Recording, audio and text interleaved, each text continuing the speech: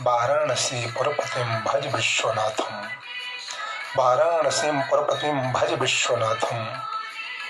भगवान श्री विश्वनाथ जी की पावन कृपा से, पूज्य सद्गुरुदेव भगवान जी के अनंत आशीर्वाद से, आप समस्त शिव भक्तों के परम दयालु अहेतु की कृपा से श्रावण के परम पवित्र पावन माह में हम सभी शिव साधक भगवान श्री बांके बिहारी के चरणों की चंचरीक चंदन भगवान शिव कथा के माध्यम से, शिव महिमा के माध्यम से 12 ज्योतिर्लिंगों की परम पवित्र पावन महान ऐतिहासिक देव दुर्लभ है एवं वेद दुर्लभ है श्री 12 ज्योतिर्लिंग भगवान की पावन कथा को श्रवण कर रहे हैं। आप सभी के ऊपर, हम सभी के ऊपर देवों के देव महादेव भगवान शंकर जी अपनी अनंत कृपा बरसा के रखें। साथियों, एक बात मैं हमेशा कहता हूँ, जो अमृत को पीते हैं उन्हें देव कहा जाता है, और जो अमृत को छोड़ करके जहर को पीते हैं उन्हें महादेव कहा जाता है। भगवान शंकर जी ने अमृत का पान नहीं किया, फिर भी अमर है, लेकिन भगवान शंकर जी ने जहर का पान किया। अमृत का पान जिसने किया वो तो केवल देवता कहलाए। विचार करना मेरी बात का गहराई से, गंभीरता से। लेकिन जिन्होंने जहर का पान किया वो देव नहीं, देवों की भी देव महादेव कहलाए। और एक बात बोलूं, भगवान शिव जी ने जहर पिया इसलिए वो महादेव हो गए। इस संसार में रह करके ईर्षा, द्वेष, कपट, निंदा करने वाले, चुगली करने वाले साधक जनों को भी जो हंसते हंसते स्वीकार कर लेता है, उनको पचा लेता है और कभी उनके प्रति गलत न चाहता है न गलत करता है, संसार में उसको भी महामानव कहा जाता है।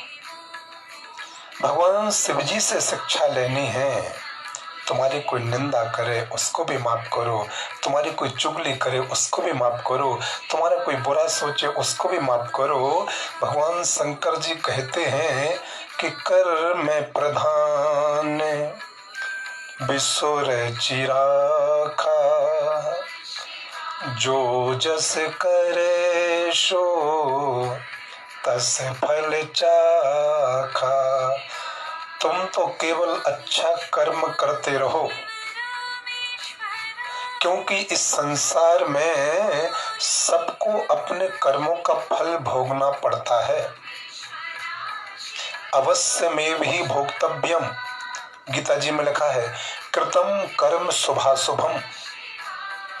यदि आपने अशुभ कर्म किया है, जाने में, अनजाने में, ज्ञात में, अज्ञात में, जानबूझ करके या अनजाने में, सबके सामने या सबके पीठ पीछे यदि बुरा कर्म किया है तो फल बुरा मिलेगा, और अच्छा कर्म किया है तो अच्छा फल मिलेगा।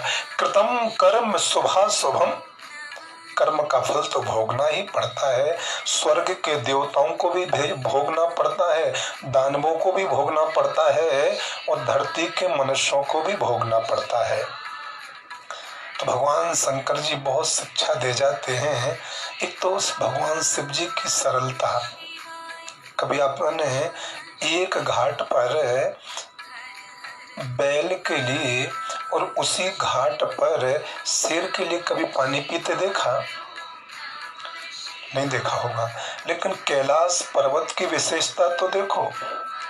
कैलाश पर्वत का जो अमृत कुंड है, उसी अमृत के कुंड में जल रूपी अमृत को पान करने के लिए भगवान शंकर जी का पार्षद वाहन नंदी, मतलब वृषभ मतलब बैल, और उसी तालाब में भगवती पराम्बा माता पार्वती का वाहन सिंह एक साथ जल पीते हैं। लेकिन कभी द्वंद्व नहीं करते, कभी द्वेष नहीं करते, कभी लड़ते नहीं हैं, कभी झगड़ते नहीं हैं। कैलाश पर्वत प्रेम की भूमि है। भगवान शंकर जी का परिवार ग्रस्त जनों के लिए गुरु परिवार है। ग्रस्ती जनों के लिए, जो ग्रस्त आश्रम में अभी निवास कर रहे हैं, भगवान शंकर जी के परिवार को जरूर पढ़ो। एक दूसरे बिल्कुल अपोजिट हैं, लेकिन कभी तकरार नहीं होती घर में, कभी झगड़ा नहीं होता घर में, कभी एक दूसरे को नीचा नहीं दिखाते घर में, बहुत शांति से, बड़े प्रेम से, बड़े आनंद से रहते हैं। इसकी भी चर्चा हम लोग करेंगे। तो साथियों, सौराष्ट्र सोमनाथम च श्रीशैले मल्लिकार्जुनम उज्जैन्यम महाकालम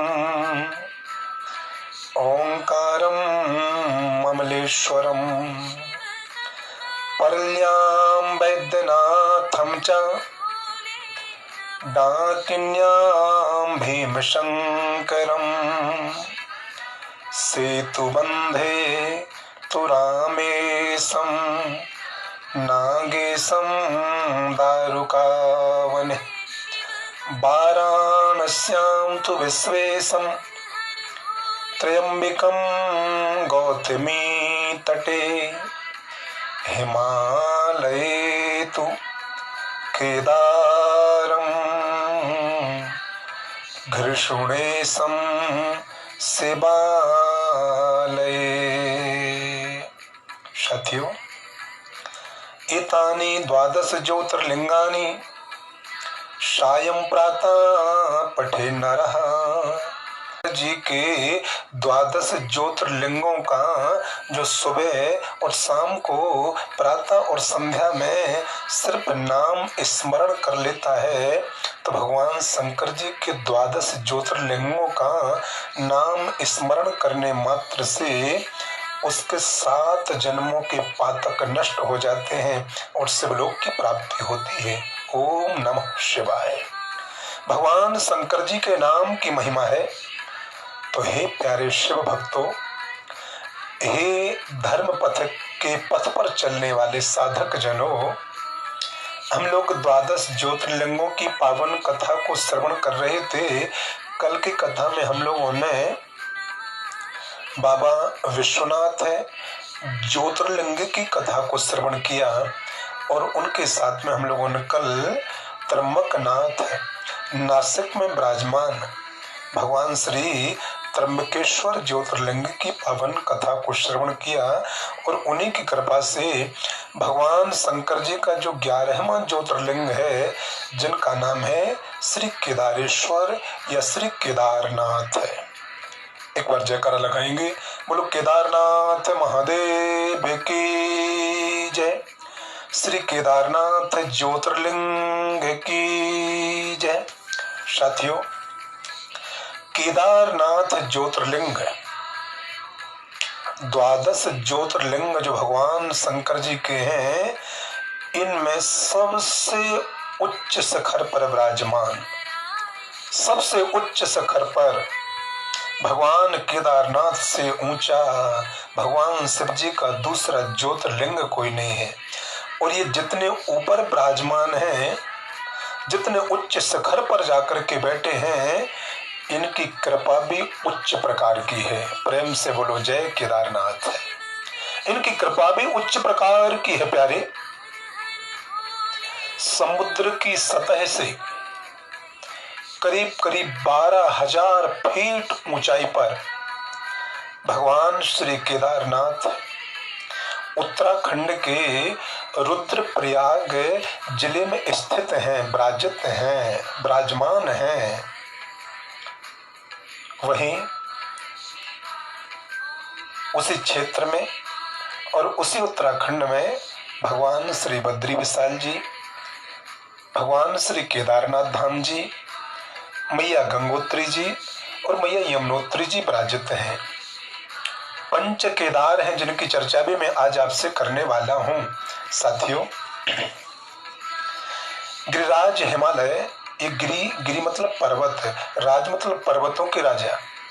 गिरिराज हिमालय केदार नामक शिखर पर स्थित केदारनाथ ज्योतिर्लिंग के रूप में विराजित हैं। जैसा मैंने आपको अभी बताया, सबसे ज्यादा सबसे ऊंचाई पर ये भगवान शिव जी केदारनाथ धाम के रूप में विराजित हैं। साथियों, भगवान श्री केदारेश्वर एक केदार ज्योतिर्लिंग 3 पर्वतों से, विशाल पर्वतों के शिखरों से घिरा हुआ है। एक तरफ 22,000 फुट ऊंचा केदार पर्वत है, दूसरी तरफ 21,000 फीट ऊंचा खर्च कुंड पर्वत है और तीसरी तरफ 700 फुट ऊंचा भरत कुंड पर्वत स्थित है। केदारनाथ धाम में 5 महानदियों का संगम भी है। हाँ जी, श्री मंदाकिनी जी, श्री मधुगंगा जी, श्री क्षीर गंगा जी, श्री माता सरस्वती जी और 5वीं है स्वर्णगिरी। बहुत सारी ये 5 नदियों का केदारनाथ धाम जी में संगम रहा। समय निकलता गया। 5 नदियों में से 4 नदियां तो बिल्कुल विलुप्त ही हैं प्रायः, ऐसा माना जाता है। लेकिन माता अलकनंदा की स्वरूपा माता मंदाकिनी आज भी वहां पर प्रवाहित हो रही हैं। साथियों, केदारनाथ धाम मंदिर का निर्माण और केदारनाथ ज्योतिर्लिंग पांडवों से जुड़ी हुई है। 5 पांडवों ने, श्री युधिष्ठिर जी महाराज, भीम, अर्जुन, नकुल और श्री सहदेव, इन 5 पांडवों ने सर्वप्रथम भगवान श्री केदारेश्वर जी की स्थापना करी थी। इनके द्वारा भगवान शंकर जी स्थापित हुए थे और पांडवों ने ही मंदिर का निर्माण करवाया। कालांतर में मंदिर जर्जर होने लगा तो 8वीं शताब्दी में भगवान श्री शंकर जी के अवतार, जिनको आद्य शंकराचार्य भगवान कहा जाता है, आद्य शंकराचार्य भगवान जी ने इस मंदिर का जीर्णोद्धार करवाया और पुनर्निर्माण करवाया। साथियों, भगवान श्री केदारनाथ धाम बर्फ के मध्य में विराजित हैं। बर्फ है क्योंकि वो हिमालय पर्वत ही तो है, वहां तो बर्फ ही बर्फ रहता है। तो ये जो पट खुलते हैं भगवान केदारनाथ धाम के, मैं आपको बताना चाहूंगा, बैसाख माह में जो अक्षय तृतीया होती है, अक्षय तृतीया पर पट खुलते हैं। मतलब अप्रैल के लास्ट में और मई के प्रारंभ में अक्षय तृतीया पड़ती है, तभी भगवान श्री केदारेश्वर के पट खोले जाते हैं। और मैं आपको निवेदन करना चाहता हूं कि कार्तिक में जब दीपावली आती है और दीपावली के अगले ही दिन प्रतिपदा को भगवान श्री केदारेश्वर जी के पट बंद कर दिए जाते हैं। फिर दीपावली के अगले दिन से जब तक अक्षय तृतीया नहीं आ जाती है, तब तक मंदिर में दीपक जलता रहता है और नर नारायण भगवान श्री केदारेश्वर का पूजन करते हैं, विधि और विधान से आरती करते हैं। लेकिन बर्फीली हवाएं और पूरे शिखर पर बर्फ ही बर्फ होने के कारण से हम साधारण जीव नहीं जा पाते हैं, हम लोगों को पट बंद कर दिए जाते हैं। साथियों, केदारनाथ ज्योतिर्लिंग 12 ज्योतिर्लिंगों में से एक है। महेश रूपधारी, महेश रूपधारी शंकर भगवान के विभिन्न अंग 5 स्थानों में प्रतिष्ठित हुए, जिनको पंच केदार कहा जाता है। प्रथम भगवान श्री केदारनाथ जी हैं, द्वितीय श्री मद महेश्वर नाथ जी हैं, तृतीय श्री तुंगनाथ महादेव हैं, चौथे श्री रुद्रनाथ महादेव हैं और 5वें श्री केदार कल्पेश्वर हैं। मैं आपको निवेदन करना चाहूंगा, ये पांचों केदार अलग अलग स्थानों पर विराजित हैं, जिनमें से 4 केदार तो श्री केदारनाथ धाम के साथ में वहीं पर आसपास ही हैं, लेकिन एक केदार हैं जिनकी कथा मैं अभी बोलूंगा, वो भारत को छोड़कर के नेपाल पहुंचे और उनका नाम पड़ा पशुपतिनाथ। स्कंद पुराण की रुद्रकोटि संहिता में एवं शिव महापुराण में एवं अन्य पुराणों में भगवान श्री केदारनाथ धाम जी की 2 कथाएं हैं। मैं आपको दोनों बताना चाहता हूं। एक बार भगवान श्री नारायण के ही अवतार, भगवान श्री नर और भगवान श्री नारायण, इन नर और नारायण भगवान श्री नारायण के अवतार हैं। 24 अवतारों में 24 अवतारों भगवान का दूसरा जो अवतार है वो श्री नर और नारायण अवतार ही तो है। ब्रह्मा जी के पुत्र धर्म के ही तो पुत्र हैं, भगवान श्री नारायण के अवतार हैं। तो एक बार भगवान श्री नर और नारायण जी ने बद्री विशाल पर तप करने के पश्चात भगवान श्री केदार पर्वत के ऊपर आकर के विराजमान हो गए और केदार पर्वत के ऊपर विराजमान होकर के कैलाशपति भगवान शंकर जी को प्रसन्न करने के लिए, क्योंकि भक्ति और मुक्ति के प्रदाता भगवान शंकर हैं। जिसको भक्ति चाहिए वो भी शंकर जी का यजन करे, जिसको मुक्ति चाहिए वो भी भगवान शंकर जी का यजन करे। बिना भगवान शंकर जी के ना तो भक्ति मिल सकती है और बिना भगवान शंकर जी के बिना न तो मुक्ति मिल सकती है। बोलो ओम नमः शिवाय। तो भगवान श्री नारायण के ही अवतार है श्री नर और नारायण बदले केदारेश्वर पर्वत पर, केदार पर्वत के ऊपर विराजमान होकर के भगवान शंकर जी की उपासना में लीन हो गए। ओम नमः शिवाय, ओम नमः शिवाय, ओम नमः शिवाय, ओम नमः शिवाय। नर नारायण स्वयं भगवान हैं, भगवान श्री नारायण के अवतार हैं, लेकिन उसके बावजूद भी भगवान शिव जी की भक्ति कर रहे। आजकल तो किसी को थोड़ा सा धन दौलत पद प्रतिष्ठा स्वरूप सम्मान प्राप्त हो जाए तो भगवान को ही छोड़ देता है, लेकिन भगवान का भजन करते हैं। ये कितनी बड़ी विशेषता है और कितनी बड़ी शिक्षा है हम लोगों के लिए। सब कुछ प्राप्त हो जाए लेकिन उसके बावजूद भी परमात्मा को कदापि नहीं भूलना, क्योंकि हम दुनिया में बड़े हो सकते हैं लेकिन दुनिया के मालिक भगवान से बड़े नहीं हो सकते हैं। आदरणीय विजय भैया, भगवान से बड़े हम लोग कैसे हो सकते हैं ये आपसे अच्छा कौन जान सकता है, क्योंकि हमारे विजय भैया तो होकर के आए, यात्रा करके आए। साथियों, तो नर और नारायण भगवान ने ओम नमः शिवाय मंत्र का जप किया और कई हजार वर्षों तक केदार पर्वत के ऊपर विराजमान होकर के उत्तर दिशा की ओर मुंह करके ओम नमः शिवाय, ओम नमः शिवाय, ओम नमः शिवाय इस पावन मंत्र का जप किया। अचानक देखते देखते देखते देखते एक दिन की बात है, नर और नारायण के समक्ष स्वयं भगवान शंकर जी प्रकट होते हैं।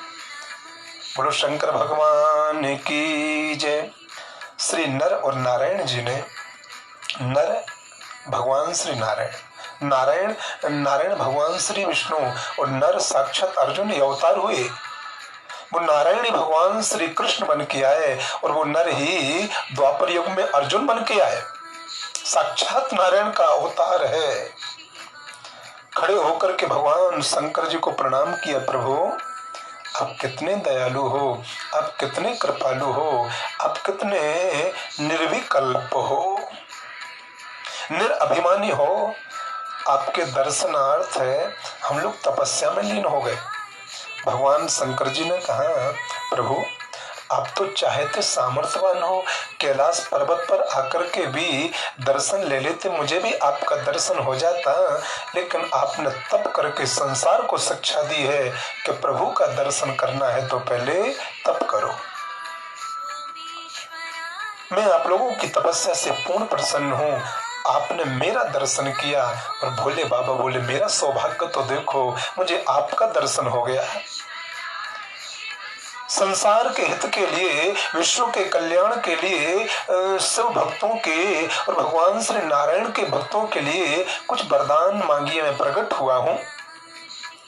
तो नर और नारायण दोनों ने हाथ जोड़ करके भगवान शंकर जी से कहा, बाबा विश्व कल्याण के लिए आप इस पर्वत के ऊपर सदैव विराजमान रहो।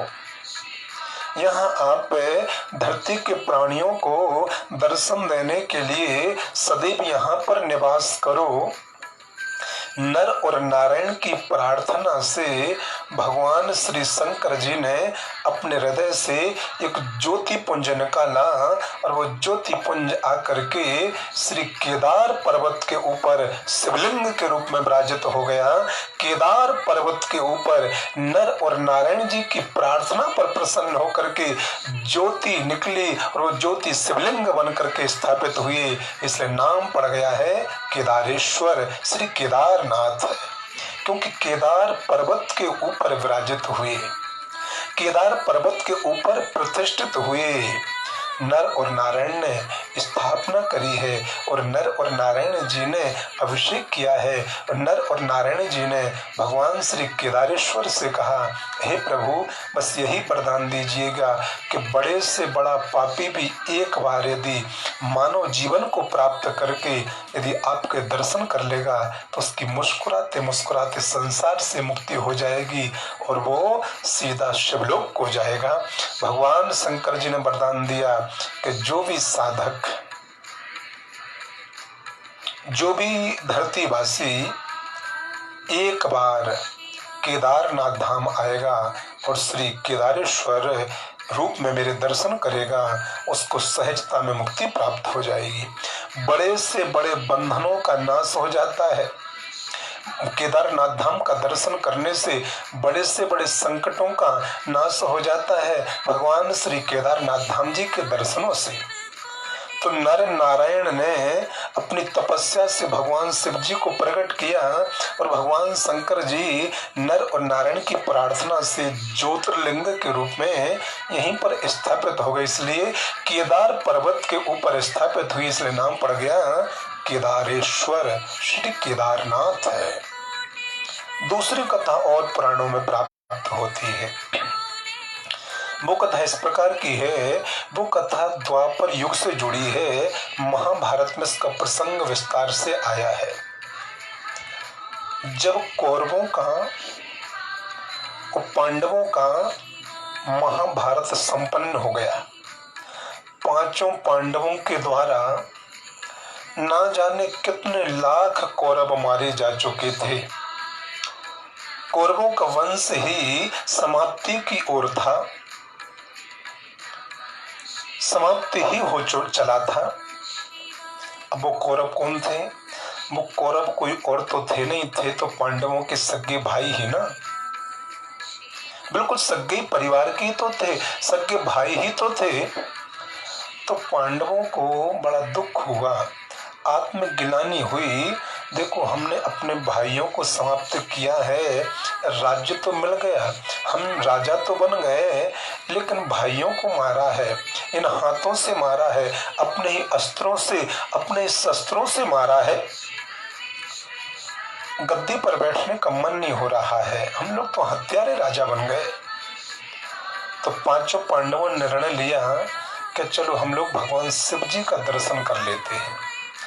शिव भगवान का दर्शन करने मात्र से, शिव जी का दर्शन करने मात्र से हम जो भ्रातृत्व हत्या हुई है, भाइयों की हत्या, वो पाप धुल जाएगा, भाइयों की हत्या का पाप धुल जाएगा।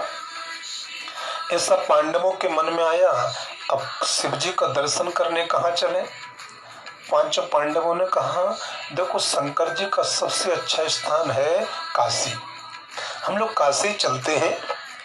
पांचों पांडव काशी जा रहे थे।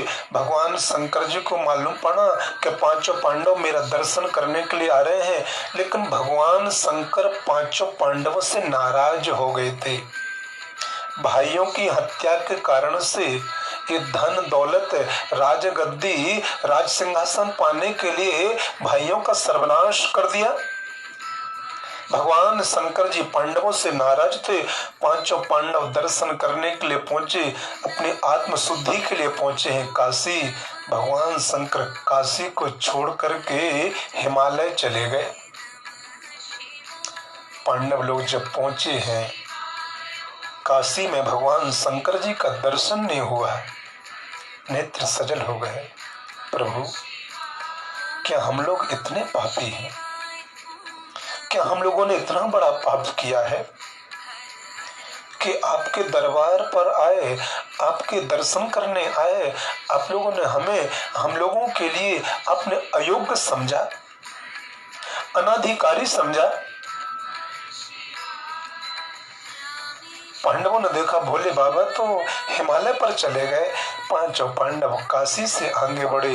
ओम नमः शिवाय, ओम नमः शिवाय, ओम नमः शिवाय बोलते हुए हिमालय पर पहुंचे। लेकिन जैसे ही भोले बाबा को मालूम पड़ा कि पांचों पांडव यहाँ पर मेरा दर्शन करने आ रहे हैं, भोले बाबा हिमालय को छोड़ करके केदार पर्वत के ऊपर आ गए। अब तो पांडव लोग बहुत दुखी हो गए। शायद भगवान शंकर जी बहुत रुष्ट हैं, क्योंकि जो कौरवों की माता गांधारी थी ना, वो भगवान शंकर जी की परम भक्त थी। भगवान शंकर जी उनको दर्शन देने आते थे, वो शंकर जी के समक्ष प्रार्थना करती थी, परम भक्त थी माता गांधारी। महादेव साथियों, भगवान शंकर जी हिमालय पर्वत को भी छोड़ करके केदार पर्वत के ऊपर आ गए। पांडवों ने सोचा बाबा नाराज तो हैं, लेकिन जब तक भोले बाबा का दर्शन नहीं होगा तब तक हम लोग भी राजगद्दी पर नहीं बैठेंगे, हम लोग भी राजपाट नहीं चलाएंगे। और पांडवों को मालूम पड़ा कि भोले बाबा इस समय केदार पर्वत के ऊपर, पांचों पांडव उस बर्फीले केदार पर्वत के ऊपर भी परिश्रम करते हुए, अपने प्राणों की चिंता न करते हुए ओम नमः शिवाय, ओम नमः शिवाय, ओम नमः शिवाय उस दुर्गम स्थान केदार पर्वत पर पहुंच गए। भोले बाबा को जब मालूम पड़ा कि पांडव तो मेरा पीछा छोड़ ही नहीं रहे, यहाँ पर भी आ गए, इस दुर्गम स्थान में आ गए, तो उस केदार पर्वत के ऊपर है जो गायों का, बैलों का और भैंसों का झुंड था, पहाड़ी पशु। भगवान श्री शंकर जी, देखो दो पुराणों में अलग अलग कथाएं हैं।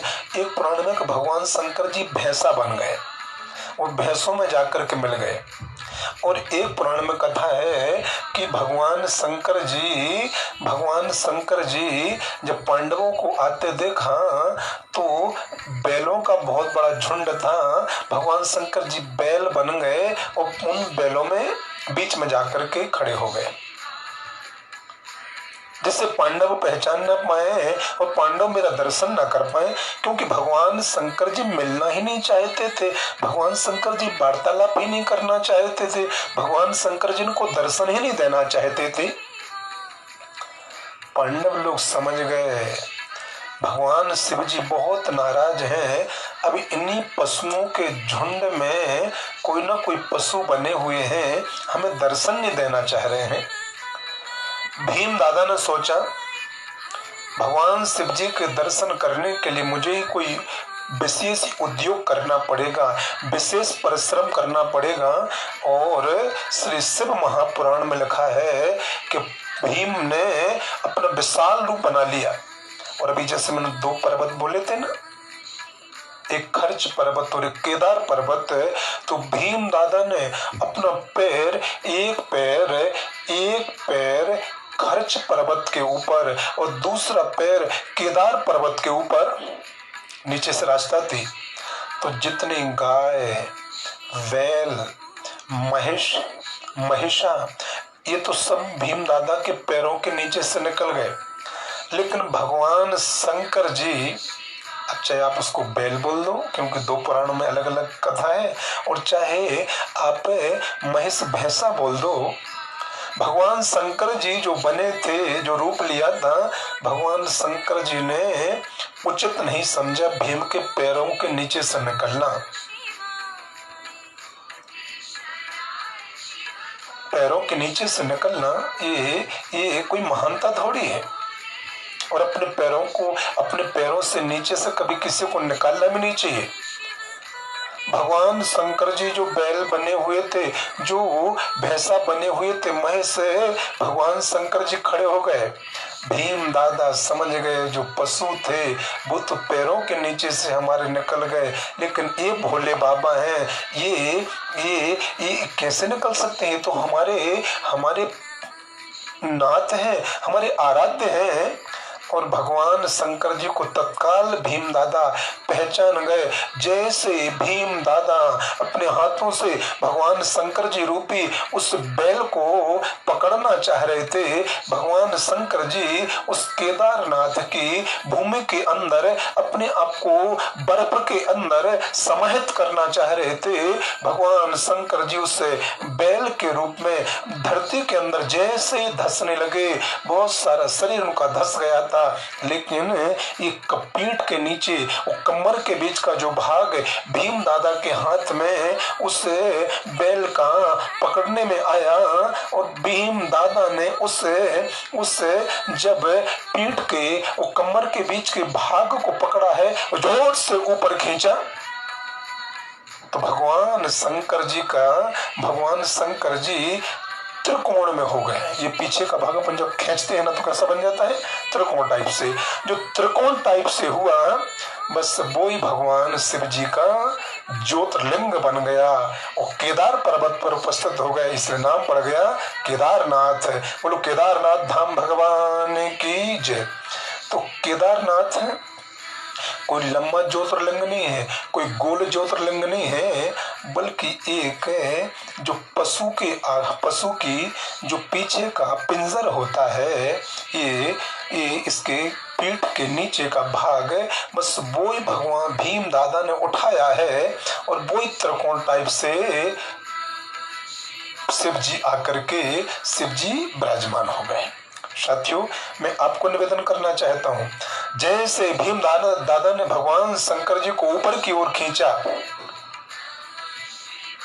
तो वो त्रिकोण रूप में शिवलिंग तो बन गया, उसमें से भगवान शंकर जी साकार रूप में प्रकट हो गए। और साकार रूप में प्रकट होकर के पांचों पांडवों को दर्शन दिया, और दर्शन देने के बाद में प्रसन्न हुए पांडवों, मुझे ये तो पता था कि आप लोगों की श्रद्धा मेरे प्रति बहुत है, मुझे ये तो पता था कि आप लोगों की भक्ति मेरे प्रति बहुत है, लेकिन मुझे इतना पता नहीं था कि मुझे प्राप्त करने के लिए आप लोग जान की बाजी लगा दोगे। मैं भैंसा बन करके जैसे जमीन के अंदर जाने लगा, तो भीम ने अपनी शक्ति का प्रयोग करके और अपने प्राणों को बिल्कुल समर्पित करके दोनों हाथों से मुझे ऊपर खींचा। मैं प्रसन्न होकर के वरदान देना चाहता हूँ। वरदान मांगो, क्या चाहिए? पांचों पांडवों ने जब भोले बाबा का दर्शन किया, बाबा हम लोगों ने भाइयों को मारा है, आत्मग्लानि हो रही है। भगवान शंकर जी ने कहा, ना दुख तो मुझे भी है, क्रोध तो आप लोगों पर मैं भी था, लेकिन कौरवों को अपने कर्मों का फल मिला है। आप लोगों ने मेरा दर्शन कर लिया, अब आप लोगों का मन प्रसन्न हो गया है, आत्मा बिल्कुल शुद्ध हो गई है, और अब आप लोग बिल्कुल पवित्र होकर के राज्य भोग सकते हो, राज्य पालन कर सकते हो, और सत्यता का राज्य पालन करना। वरदान मांगो, मैं तुम्हें क्या दे सकता हूँ? पांचों पांडव बोले, प्रभु आप सदा सदा के लिए यहीं पर विराजमान रहिए। तो भगवान शंकर जैसे वो जो त्रिकोण रूप से अस्थि पिंजर जो उस बैल का या उस भैंसे का निकला हुआ था, बस उसी रूप में भगवान शंकर जी जाकर के उसमें विद्यमान हो गए और पांडवों से बोल कर गए, आज से मैं यहीं पर निवास करूंगा। तो पांडवों की प्रार्थना पर प्रसन्न हो करके एक त्रिकोण आकार का जो पर्वत, त्रिकोण आकार का जो पत्थर, त्रिकोण आकार का जो शिवलिंग, वहां पर आज भी एक पत्थर की चट्टान के जैसा बिल्कुल त्रिकोण आकार के रूप में श्री केदारनाथ धाम जी में विराजित है। और वो ही केदारनाथ धाम ज्योतिर्लिंग है। मैं आपको निवेदन करना चाहता हूँ, मैं आपको बताना चाहता हूँ कि जब भीम दादा भगवान शंकर जी को उन बैल के रूप में जब ऊपर की ओर खींच रहे थे, क्योंकि वो तो जमीन के अंदर जा रहे थे ना, पांडवों को दर्शन नहीं देना चाह रहे थे ना, तो जैसे ही भगवान शंकर जी को खींचा तो शरीर के ऊपर, ये धड़ के ऊपर का जो भाग था, ये धड़ हो गया, धड़ के ऊपर का जो भाग था, इतनी तेजी से भीम दादा ने खींचा था, इतनी तीव्र गति से खींचा था कि उस बैल के धड़ के ऊपर का जो भाग था वो जाकर के नेपाल में गिरा, काठमांडू में। और उस धड़ के ऊपर के भाग से नेपाल में शिवलिंग की स्थापना हुई। नाम पड़ा है श्री पशुपतिनाथ। पशु मतलब वो शिव जी क्या बने थे? पशु ही तो बने थे। चाहे बैला बोल दो या भैंसा बोल दो, तो पशु का ही जो धड़ के ऊपर का भाग गिरा था, उसी से पशुपतिनाथ भगवान शिव जी का लिंग उत्पत्ति हुआ है, इसलिए उनका नाम है पशुपतिनाथ। 5 केदार प्रकट हुए हैं भीम दादा के खींचने से। भगवान शिव जी जो बैल के रूप में थे, जब भीम दादा ने खींचा, उनकी भुजाएं गिरी जाकर के केदारनाथ धाम के उत्तर की ओर भगवान शिव जी बने तुंगनाथ। भगवान शंकर जी का ये ओष्ठ का भाग जब भीम दादा ने जोर से खींचा तो तीव्र गति से गिरा और वहां शिवलिंग की स्थापना हुई। नाम पड़ा श्री रुद्रनाथ। भगवान शंकर जी जो बैल बने थे, भीम दादा ने जोर से खींचा, उनकी नाभि की टंकार हुई और नाभि जाकर के बहुत दूर गिरी। नाभि के गिरने से वहां पर मद महेश्वर नाथ की उत्पत्ति हो गई है शिवलिंग के रूप में। और जटा जहां पर, छठा मतलब बाल, केस, उस बैल के, उस भैंसे के जब केस गिरे तो वहां पर कल्पेश्वर महादेव की उत्पत्ति हो गई। और प्यारे, 5वें भगवान श्री केदारनाथ धाम तो हैं जो उस बैल की पीठ से उत्पन्न हुए हैं, पीठ से उत्पत्ति हुई है, तो पीठ से बने हैं केदारनाथ धाम जी। और पीठ को जब खींचा है तो वो त्रिकोण में हो गई, इसलिए वो आज जो शिला है शिवलिंग की केदारनाथ धाम बिल्कुल त्रिकोण जैसी है। तो पीठ से केदारनाथ धाम जी, जटा से कल्पेश्वर जी, नाभि से मद महेश्वर जी, मुख से रुद्रनाथ जी, भुजाओं से तुंगनाथ जी और धड़ के ऊपर के भाग से भगवान श्री नेपाल में पशुपतिनाथ जी की उत्पत्ति हुई और स्थापना हुई। ये परम पवित्र पावन कथा भगवान केदारनाथ धाम जी की जो सुनता है उसकी मुक्ति होती है, और जो सुनाता है केदारनाथ धाम की कथा, शिव पुराण में लिखा है कि उसकी भी सहज मुक्ति हो जाती है। साथियों, भगवान श्री केदारनाथ धाम का दर्शन बड़े बड़े अनिष्ट को समाप्त कर देता है। भगवान श्री केदारनाथ धाम का दर्शन करने वाले का धरती पर पुनर्जन्म नहीं होता है। और जिसको दुनिया ने खूब सताया हो, दुनिया ने जिसका खूब अपमान किया हो, यदि वो एक बार सच्चे मन से, सच्ची लगन से, सच्ची श्रद्धा से भगवान श्री केदारनाथ धाम का दर्शन कर लेता है तो भगवान श्री केदारनाथ धाम उसको इतना ऐश्वर्य, इतना सम्मान दे देते हैं कि दुनिया वाले उसके सम्मान को देख करके भौचक के रह जाते हैं। साथियों, भगवान श्री केदारनाथ धाम के लिए उत्तर भारत की सीमा का क्षेत्राधिपति माना जाता है, सेनापति माना जाता है, वहां का महंत माना जाता है। उत्तर भारत की और उत्तर भारत के जो 4 धाम हैं, श्री बद्री, श्री गंगोत्री, श्री यमुनोत्री और श्री केदारनाथ है। जब तक बद्री विशाल जी का दर्शन करके आप यदि घर आ जाओगे और केदारनाथ धाम का दर्शन नहीं करोगे तो बद्री विशाल के दर्शन करने का फल नहीं मिलता है। रुद्र कोटि संहिता में बिल्कुल स्पष्ट वर्णन है कि बद्री विशाल का दर्शन करो, लेकिन उसके बाद में श्री केदारनाथ धाम का दर्शन करने जरूर जाओ, तब जाकर के बद्री विशाल के दर्शन करने का फल प्राप्त होता है।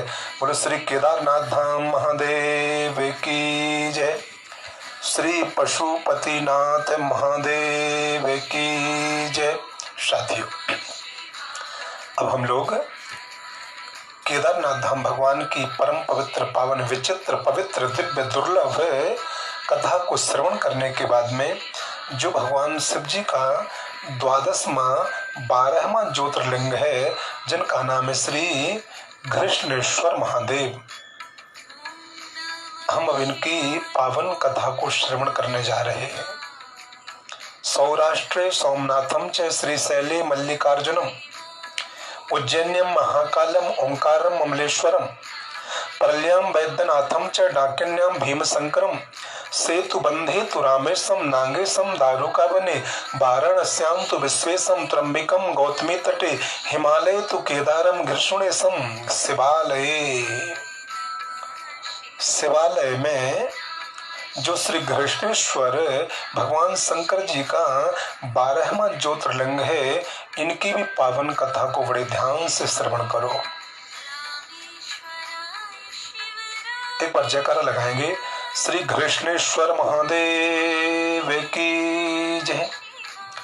इनके 3 नाम हैं, श्री घृष्णेश्वर, श्री घुष्मेश्वर और श्री घृष्णेश्वर। घृष्णेश्वर, घृष्णेश्वर और घुष्मेश्वर।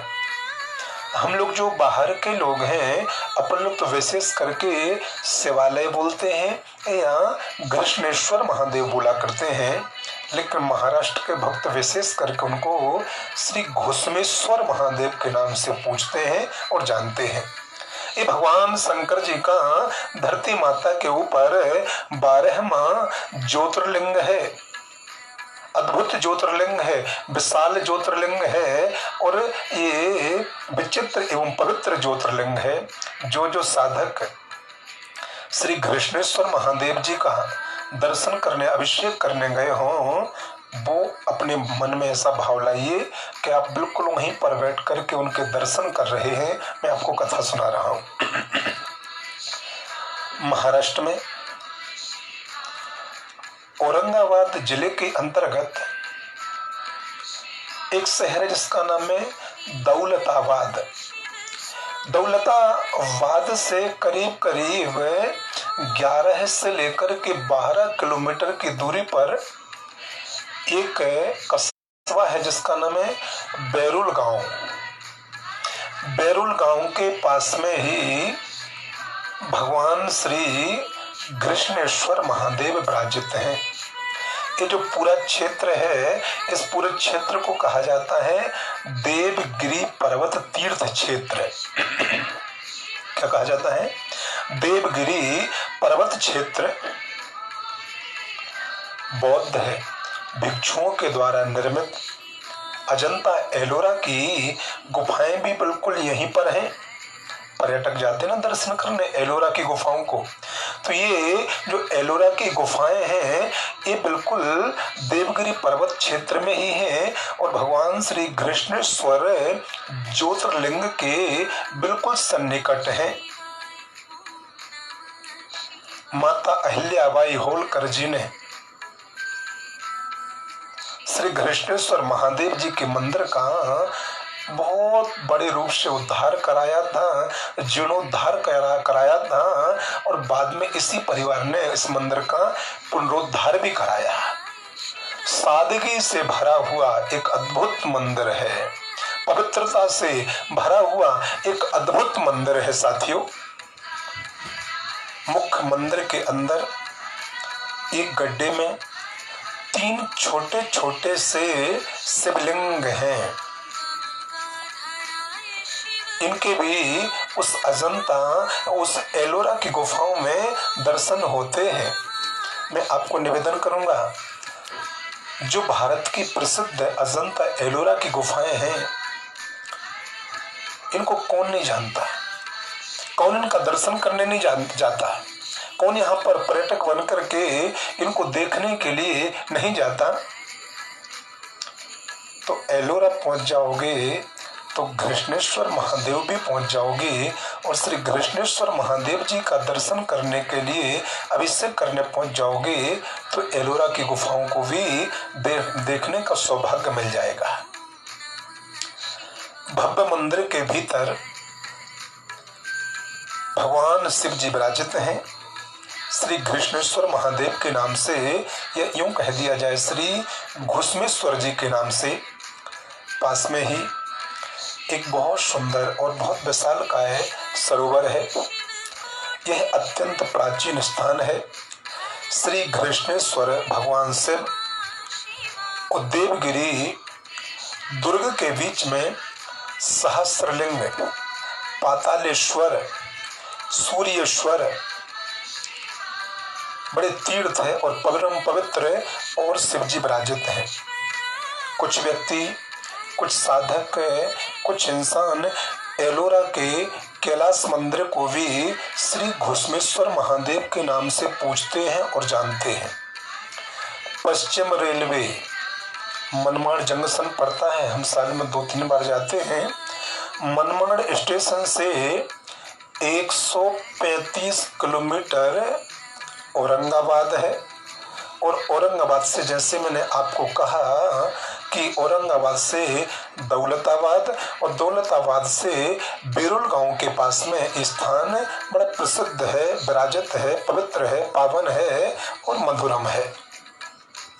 साथियों, मैं आपको बहुत अच्छी यहाँ की कथा निवेदन करूं।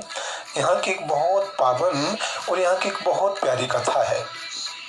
भगवान शिव जी का नाम यहाँ पर घुस्मेश्वर क्यों पड़ा, भगवान शिव जी का नाम घृष्णेश्वर कैसे पड़ा? मैंने आपको बताया कि वो पूरा जो क्षेत्र है उसको बोलते हैं देवगिरी पर्वत क्षेत्र।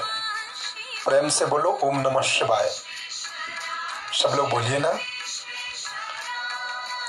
साथियों, इस देवगिरी पर्वत क्षेत्र में एक तपस्वी ब्राह्मण निवास करते थे। भगवान शंकर जी के अनन्य भक्त थे।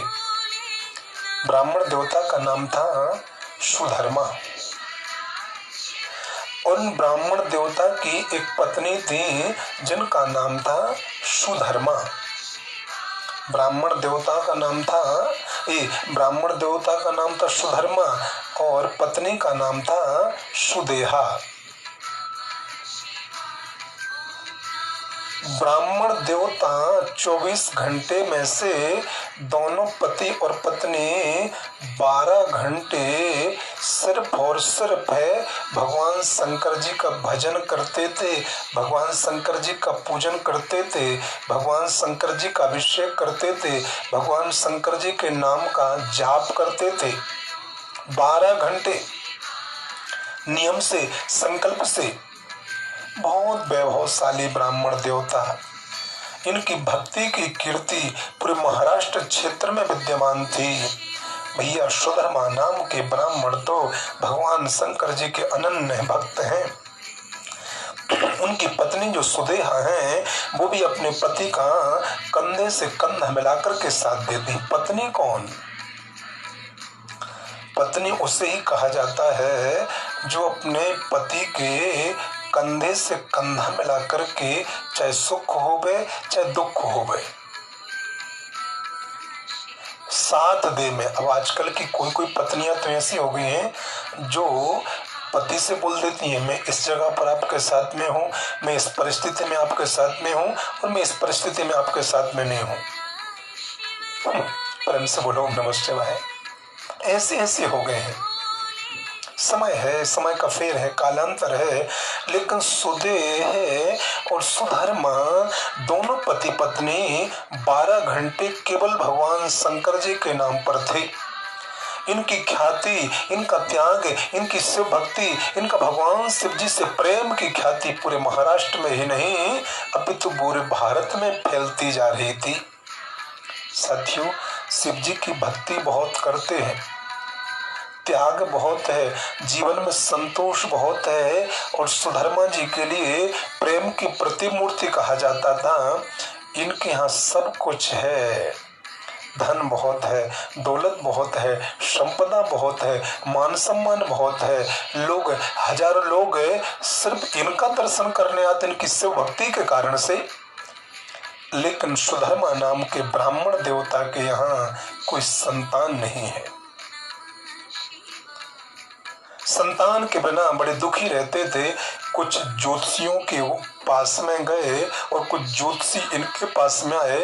उन ज्योतिषी लोगों ने बताया कि आपके भाग्य में कोई संतान नहीं है। जब ज्योतिषियों ने मना कर दिया कि आपके भाग्य में कोई संतान नहीं है, एक दिन सुधर्मा ब्राह्मण देवता की जो पत्नी थी, नाम था जिनका सुदेहा, सुदेहा जी बोले, स्वामी जी, आपके जैसे महान तपस्वी ब्राह्मण देवता का वंश आगे बढ़ना चाहिए। मैं तो आपको संतान नहीं दे सकती हूँ क्योंकि ज्योतिषियों ने मना कर दिया है कि मेरे पेट से संतान नहीं होगी। स्वामी, मेरी एक प्रार्थना है। मेरी एक छोटी बहन है जिसका नाम है घुष्मा। वो भी मेरे ही जैसी भगवान शिव जी की भक्त है। तो आप मेरी छोटी बहन घुष्मा से विवाह कर लीजिए। दूसरा, और उससे जो संतान होगी उससे आपका ये पवित्र वंश आगे बढ़ेगा। मैं चाहती हूँ कि ये शिव भगवान का भक्त परिवार आगे बढ़े। पहले तो सुधर्मा नाम के ब्राह्मण देवता ने बिल्कुल मना कर दिया, ना बाबा ना, मेरे यहाँ संतान नहीं भी है, लेकिन मेरी जो पत्नी सुदेहा तुम है ना, तो मेरी केवल पत्नी नहीं है बल्कि तुम तो मेरी तीर्थ है। यदि तुम मेरे अनुकूल नहीं होती तो हम लोग 12 घंटे भगवान शिव जी की आराधना नहीं कर पाते। लेकिन सुधर्मा बोली, स्वामी जी वो तो, सुदेहा बोली, स्वामी जी वो सब ठीक है, मैं आपके साथ में हूँ, मैं हमेशा आपके साथ में रहूंगी, लेकिन वंश वृद्धि मैं नहीं करा पाऊंगी। आपका वंश यहीं पर रुक जाएगा, आपका वंश नहीं बढ़ पाएगा। आपके, हम दोनों के मरने के बाद में हमें कोई तर्पण करने वाला नहीं होगा, पिंडदान करने वाला नहीं होगा, तेरबी करने वाला नहीं होगा। उसके लिए संतान का होना बहुत जरूरी है। बार बार जब प्रार्थना करी है सुदेहा ने, तो सुधर्मा नाम के तपस्वी ब्राह्मण देवता ने सुदेहा की छोटी वाली बहन घुष्मा के साथ में अपना विवाह कर लिया वंश वृद्धि के लिए। घुष्मा धन्य है इस पावन देवी के लिए। घुष्मा का आचरण, घुष्मा का स्वभाव, घुष्मा का स्वरूप और घुष्मा का पवित्रता को देख करके, भगवान शिव जी के प्रेम को देख करके लगता था ये घुष्मा कोई साधारण कन्या नहीं है, बल्कि ये तो कैलाश पर्वत से कोई माता पार्वती की सहचरी, माता पार्वती की सखी, धरती माता पर एक कन्या का रूप लेकर के उत्पन्न हुई है। भगवान शिव जी की सेवा में अनवरत लीन, रोज अपने हाथों से 1008 मिट्टी के पार्थिव शिवलिंग बनाती थी और अपने हाथों से उनको प्रतिष्ठित करती थी, रोज उनका अभिषेक करती थी। जब तक 1008 शिवलिंग बन नहीं जाते थे, उनकी स्थापना नहीं हो जाती थी, उनका अभिषेक नहीं हो जाता था, उनका विसर्जन नहीं हो जाता था विधि विधान के साथ में, तब तक माता घुष्मा जल भी नहीं पीती थी, अन्न ग्रहण नहीं करती थी, शाम हो जाती थी। पर उन शिवलिंग को पास में एक बहुत सुंदर तालाब है, जो सरोवर है, उसमें वो शिवलिंग विसर्जन करने जाती थी। पर शाम को आती थी, सूर्य भगवान को प्रणाम करके जल पीती थी, रात शाम को जल पी पाती थी। अद्भुत शिव भक्ता थी माता घुष्मा। साथियों, समय आगे बढ़ा और सुधर्मा एवं घुष्मा से एक महान पुत्र उत्पन्न हुआ। वो बिल्कुल शुक्ल पक्ष के चंद्रमा का जैसा बढ़ता जा रहा था, क्योंकि घुसमा शिव जी की भक्ति थी।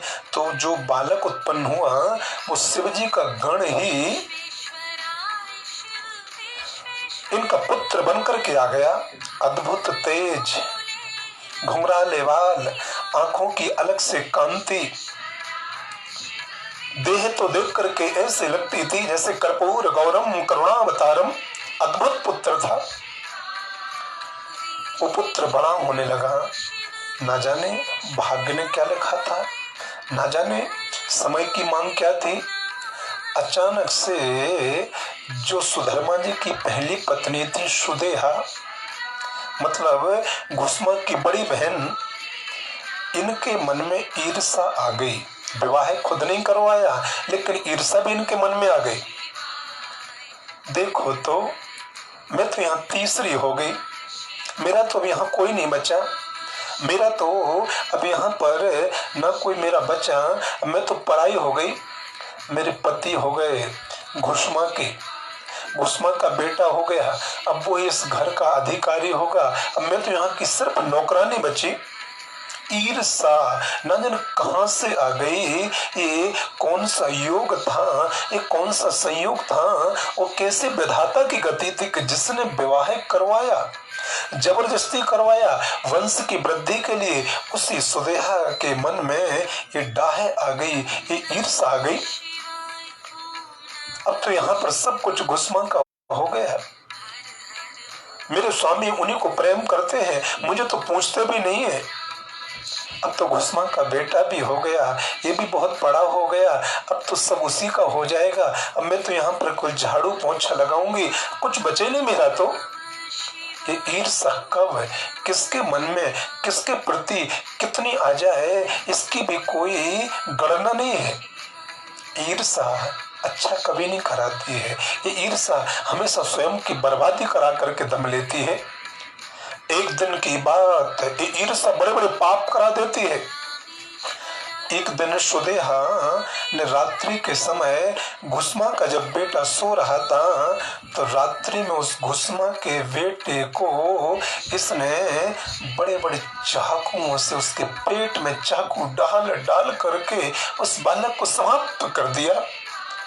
तो रात्रि के समय ही उस बालक को लेकर के इस सुदेहा ने ईर्षावश मार करके उसी तालाब में, जिस तालाब में माता घुसमा 101 शिवलिंग बना करके उनका पूजन करके उनका अभिषेक करने के बाद में विसर्जन करती थी, इस सुदेहा ने अपनी सगी छोटी बहन का बेटा मार करके और रात्रि में उसी तालाब में डाल के आ गई। साथियों, प्रातः काल हुआ।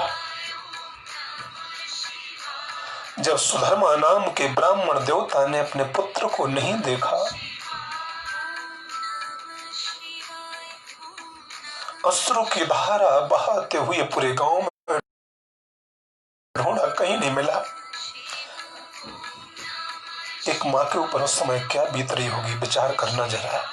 जिस माँ का केवल इकलौता बेटा हो, इकलौता बेटा नजरों के सामने दिखाई ना दे रहा हो, लेकिन माँ ने पुत्र को याद अंदर से तो कर रही होगी, माँ तो माँ होती ना। लेकिन पहला कर्तव्य, मेरे शंकर जी कि यदि मैं पूजा नहीं करूंगी, पुत्र के लिए रोती रहूंगी, पुत्र के लिए ढूंढती रहूंगी, तो आज मेरा ये शिव भगवान का पूजन खंडित हो जाएगा। धन्य है माता घुसमा जो रोती जा रही है अंदर से, बिलखती जा रही अंदर से, लेकिन अपना नियम नहीं छोड़ा भगवान शंकर जी का। मिट्टी के 1008 शिवलिंग बनाए, उस शिवलिंगों को स्थापित किया, स्थापना करी, पूजन किया, उनका अभिषेक किया, और अभिषेक करने के बाद उन शिवलिंग को अपने माथे पर रख करके नित्य की भांति सरोवर में विसर्जित करने जा रही थी। ओम नमः शिवाय, ओम नमः शिवाय, ओम नमः शिवाय रोती जा रही है, क्योंकि जिस माँ का बेटा मर गया हो, जिस माँ का बेटा अपनी माँ को छोड़ करके चला गया हो, धन्य भारत की वो महान माँ घुष्मा शैलेंद्र कृष्ण आपको प्रणाम करता है इस पावन पीठ से। घुष्मा माता ने भगवान शंकर जी का पूजन नहीं छोड़ा, चली जा रही है इस विसर्जित करने के लिए, और जैसे अपने माथे के ऊपर से परात में से जो शिवलिंग थे उनको विसर्जित किया तालाब में। और मैं आपको सत्य सत्य बताऊं, जैसे तालाब में शिवलिंग विसर्जित किए और देखते देखते उसी तालाब में से घुष्मा माँ का वो बेटा बिल्कुल ऐसे चला आ रहा था पानी के ऊपर से जैसे कोई रेता के ऊपर से चल रहा हो। और जैसे अपनी माँ को देखा, माँ घुष्मा माँ ने जैसे अपने बेटे को देखा, प्रांत नीचे छूट गई, नेत्रों से प्रेम के अश्रु बहते आए, दौड़ी दौड़ी गई, अपने बालक को लेकर के अपनी छाती से लगा लिया। बेटा बेटा तुम इसके इस सरोवर के अंदर कैसे? माँ, बड़ी माँ सुदेहा ने रात्रि में मुझे चाकू घोंप करके मुझे मार दिया था। उसके बाद मुझे कुछ पता नहीं, बस मैं तो यहाँ से मुझे ऐसा लगा कि भगवान शंकर जी स्वयं आ रहे हैं और मुझे उन्होंने जल के ऊपर निकाल दिया जीवित करके। घुष्मा माँ भगवान शंकर जी को प्रणाम और धन्यवाद कर रही थी। बाबा, जीवन पर्यंत जो मैंने आपकी इस सेवा करी, ये आपका पूजन किया, आपका अभिषेक किया, पार्थिव शिवलिंग का निर्माण किया, उसी का फल है कि मेरा गया हुआ बेटा आपने मुझे वापस कर दिया। ऐसा भगवान शंकर जी को धन्यवाद दे ही रही थी कि उतने में उसी सरोवर में से डमरू बजाते हुए डम डम डम डम डम डम और त्रिशूल को हाथ में लेते हुए भगवान शंकर जी साक्षात प्रकट होते हैं। बोलो शंकर भगवान की जय। जैसे घुष्मा माँ ने और उनके पुत्र ने जब साक्षात भगवान शिव जी का दर्शन किया, चरणों में प्रणाम किया, बाबा भगवान शंकर जी बोले, घुष्मा मैं तेरी भक्ति से, तेरे त्याग से, तेरे समर्पण से प्रसन्न हूं। तेरा बेटा मरा हुआ था लेकिन तूने मेरी पूजन नहीं छोड़ी, बस यही त्याग मुझे प्रिय लगा और मुझे तुझे दर्शन देने के लिए आ गया। बोल तुझे क्या वरदान चाहिए? घुष्मा माँ कुछ वरदान मांग पाती, भोले बाबा बोले मैं सुदेहा को नहीं छोड़ूंगा, मैं उसको तो इस त्रिशूल के द्वारा जरूर समाप्त करूंगा। उसके अंदर इतनी ईर्ष्या आ गई कि उसने इतने प्यारे बालक को जान से मार दिया, मैं उसको जरूर मारूंगा। भगवान शंकर जी ऐसा कह रहे थे। घुष्मा बोली, बाबा यदि मैं आपकी सच्ची भक्ता हूँ, यदि मैंने आपका सचमुच हृदय से पूजन किया है अभी तक है, तो आप मेरी बहन को मत मारना। उसके अंदर तो मूर्खता का भाव आ गया था, मूर्खता का बीज प्रकट हो गया, आप उसको माफ कर दीजिएगा, मैं उसकी ओर से माफी मांगती हूँ। धन्य माता घुष्मा, एक बार ताली बजाओ आप लोग इस माँ के लिए। जिस स्त्री ने इस माँ के बालक को मार दिया, लेकिन भगवान शिव जी की कृपा से बालक जिंदा हो गया, लेकिन धन्य उसके प्रति भी दुर्भाव नहीं है घुष्मा माँ में। प्रभु आप उनको माफ कर देना, उनके मन में बुरा भाव आ गया, लेकिन मेरी बहन है वो, आप उनके ऊपर ऐसी कृपा करो कि उनके मन में ऐसे भाव जीवन में अब कदापि न आवे, ये वंश खूब बढ़े, खूब हम लोग मिलकर के आपकी भक्ति करें। भोले बाबा के नेत्र सजल हो गए। अरे घुष्मा, मैंने भक्त तो बड़े बड़े देखे, लेकिन तेरे जैसा शरणागत साधक और बड़ा प्रेमी भक्त मैंने आज तक नहीं देखा, जो सिर्फ भगवान की चिंता करती है और जो केवल दूसरों की रक्षा और चिंता करती है, स्वयं के लिए कोई चिंता नहीं करती है। बेटी वरदान मांग, मैं तेरी तपस्या से प्रसन्न हूँ। घुष्मा बोली, प्रभु यदि आप मेरी तपस्या से प्रसन्न हो, पार्थिव शिवलिंग बना करके जो मैंने आपका इतने वर्षों तक अभिषेक किया, यदि आप प्रसन्न हो तो यही वरदान दे दीजिए कि आज से आप यहीं पर निवास करो और सब भारतवासियों के लिए, धरती वासियों के लिए दर्शन दो, और आपका जो दर्शन करे उसके अंदर के पाप तत्काल निकल जाए, आपका जो दर्शन करे उसके अंदर से ईर्ष्या तत्काल निकल जाए, आपका जो दर्शन करे उसके अंदर का अहंकार तत्काल नष्ट हो जाए। भगवान शंकर जी बोले, घुष्मा तुम्हारी तपस्या से प्रसन्न होकर के आज से मैं यहीं पर निवास करूंगा। घुष्मा की तपस्या से प्रसन्न है, इसलिए भगवान शंकर जी ज्योतिर्लिंग के रूप में स्थापित हुए। उनका नाम पड़ गया घुष्मेश्वर, घुष्मा के ईश्वर हैं, इसलिए घुष्मेश्वर बने। और भगवान शंकर ने आशीर्वाद दिया, ज्योतिर्लिंग में समाहित होने के पूर्व हे घुष्मा, जो भक्त आकर के गंगा जल चढ़ाएगा, जो भक्त आकर के दुग्ध धारा चढ़ाएगा, जो भक्त यहाँ पर आकर के बिलपत्र चढ़ाएगा, जो भक्त आकर के यहाँ पर केवल रुद्राष्टक का पाठ, नमामि समीसान निर्वाण रूपम विभुम व्यापकम ब्रह्म वेद स्वरूपम, केवल इस रुद्राष्टक का पाठ कर देगा तो उसके अंदर की ईर्षा, द्वेष, पाप, पाखंड, छल, छिद्र मैं बिल्कुल हरण कर लूंगा और इस इंसान के लिए बिल्कुल निर्मल बना दूंगा। बोलो घुष्मेश्वर महादेव की जय। तो साथियों, ऐसे माता घुष्मा की तपस्या पर प्रसन्न होकर के भगवान शंकर जी ने अपना 12वां ज्योतिर्लिंग धरती पर भक्तों के हित के लिए स्थापित किया। नाम पड़ा है श्री घुष्मेश्वर महादेव।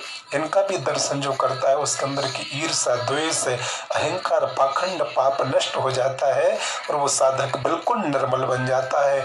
देवगिरी पर्वत क्षेत्र पर बेलूर गांव में स्थित भगवान श्री कृष्णेश्वर महादेव का दर्शन करके अपने जीवन को धन्य करेंगे, आप सभी लोग सफल करेंगे। ऐसी मेरी आपके सबके श्री चरणों में विनती है, प्रार्थना है। एक बार हाथ जोड़ेंगे और सब लोग जयकारा लगाएंगे। बोलो श्री द्वादश ज्योतिर्लिंग महादेव की। जो साधक द्वादश ज्योतिर्लिंगों की पावन कथा को श्रवण करता है, भगवान शंकर जी उनके ऊपर अनंत कृपा करते हुए उनके 7 जन्मों के पापों को नष्ट करते हैं और उनके घर में कभी अकाल मृत्यु नहीं होती है। और वो भी श्रावण के माह में यदि द्वादश ज्योतिर्लिंग की कथा श्रवण करने को मिल जाए तो हम जैसे बड़ा सौभाग्यशाली और कोई हो ही नहीं सकता है। पिछले 6-7 दिन से हम लोगों ने बड़े भाव से भगवान के इन महादेव के द्वादश ज्योतिर्लिंगों की पावन कथा को आज संपन्न किया। साथियों, आज की कथा को मैं यहीं पर विश्राम देता हूं और निवेदन करता हूं, हम कल फिर 5 बजे धर्म पथिक पर उपस्थित होंगे और कल हम आपके लिए एक बहुत पवित्र, बहुत महान और बहुत महिमाकारी कथा को श्रवण कराएंगे भगवान शिव जी की, जिसका नाम है श्री शिवरात्रि की कथा। शिवरात्रि का व्रत बहुत लोग करते हैं। सनातन धर्म में 95% लोग श्री शिवरात्रि व्रत करते हैं। शिवरात्रि की कथा क्या है, शिवरात्रि का व्रत क्यों किया जाता है और शिवरात्रि के दिन भगवान शंकर जी की कथा क्यों जुड़ी है, ये शिवरात्रि भगवान शंकर जी से क्यों जुड़ी है, तो शिवरात्रि भगवान शिव जी से जुड़ी व्रत क्यों किया जाता है, इस रात्रि को जागरण क्यों किया जाता है, इस रात्रि का महत्व क्या है। तो शिवरात्रि की पावन कथा जिनको श्रवण करना है वो धर्म पथिक पेज पर कल 5 बजे से जुड़िएगा। साथियों, एक निवेदन और करना चाहता हूं, इस कथा को धर्म पथिक पेज पर आप लोग श्रवण कर सकते हैं। इस पेज को अधिक से अधिक फॉलो और लाइक करिएगा और करवाइएगा, जिससे ज्यादा से ज्यादा साधक, ज्यादा से ज्यादा भगवत प्रेमी इस पेज से जुड़ करके धर्म लाभ ले सकें। एक कथा जो अभी आप लोगों ने श्रवण करी, हमारी बड़ी बहन पिंकू दीक्षित के, प्रियंका दीक्षित जी के द्वारा, इसको YouTube पर भी जो मेरा चैनल है धर्म पथिक शैलेंद्र कृष्ण के नाम से, धर्म पथिक शैलेंद्र कृष्ण के नाम से, तो तो प्रियंका बहन इस कथा के लिए अपलोड करती हैं धर्मपथ की यूट्यूब चैनल पर। तो आप लोग उस चैनल को भी अधिक से अधिक सब्सक्राइब करिएगा, जिससे कि आपको वहां पर भी इस कथा का लाभ मिल सके। और आप सभी भगवान शिव जी के भक्तों को मैं हृदय से वंदन करता हूँ, आप सबको नमस्कार करता हूँ। भगवान शिव जी की पावन कृपा हम सब पर बनी रहे, इसी आशा के साथ में आप सभी भाई बहनों को मैं हर हर महादेव, हर हर महादेव, हर हर महादेव, हर हर महादेव। आदरणीय भीकम कुशवाहा जी, आदरणीय संतोष बाबू जी, आदरणीय विजय भैया जी, आदरणीय माधव बेटा, आदरणीय स्मिता माँ, आदरणीय गोविंद बेटा, आदरणीय सरिता माँ जी, आदरणीय स्मिता माँ जी, आदरणीय वर्षा बहन, और भी आदरणीय राम भैया, आदरणीय अदिति बहन, जितने साधक जुड़े हैं मैं सबको तो नहीं देख पाया कथा बोलते वक्त, लेकिन जिनके मैंने नाम बोले वो भी मेरे हैं, जिनके मैंने नाम नहीं बोले वो ज्यादा मेरे हैं। आप सबको मैं हृदय से वंदन प्रणाम करता हुआ कथा को विश्राम। शिवरात्रि की पावन कथा श्रवण करने के लिए हम लोग कल फिर उपस्थित होते हैं। एक निवेदन और, इस कथा को अधिक से अधिक आप लोग शेयर करिएगा, जिससे कि और लोग और साधक अपने गुरु भाई और गुरु बहन इस कथा को श्रवण कर सकें। स्मिता माँ कह रही है, गुरु जी आपकी वाणी से अद्भुत दुर्लभ कथा श्रवण करने को मिली। माँ जी सच बताऊं तो ये मेरे लिए भी बहुत दुर्लभ कथा रही। बहुत अध्ययन किया, कई शास्त्रों से, किसी से एक लाइन, किसी से दो लाइन लेकर के इस कथा को तैयार किया, क्योंकि बहुत गुड़ कथा है। ये एक साथ कहीं कथा मिलती नहीं है। फिर शिव पुराण का, रुद्रकोटि संहिता का, स्कंद पुराण का और शिव महिमा का अध्ययन करने के बाद इन कथाओं को तैयार किया। हमारी आशा माँ जिन्होंने कहा गुरुजी 5 बजे के पहले आसन लगा करके बैठ जाती हूँ, आप सबको हृदय से मेरा वंदन। हमारी आदरणीय डिम्पल दीदी जो बड़ोदरा गुजरात से डेली कथा को श्रवण कर रही है, मैं वंदन प्रणाम करता हूँ। आप सबके लिए हृदय से मेरा वंदन है। आप सब लोग इसी प्रकार से जुड़े रहिएगा, कथा को श्रवण करते रहिएगा। और आदरणीय हमारी माया बहन, बड़ी बहन माया श्रीवास्तव जी, आदरणीय हमारी कमला दीदी, कमला सोनी जी, आप सबको मेरा बहुत बहुत प्रणाम, बहुत बहुत नमस्कार। हर हर महादेव, हर हर महादेव, हर हर महादेव, हर हर महादेव, हर हर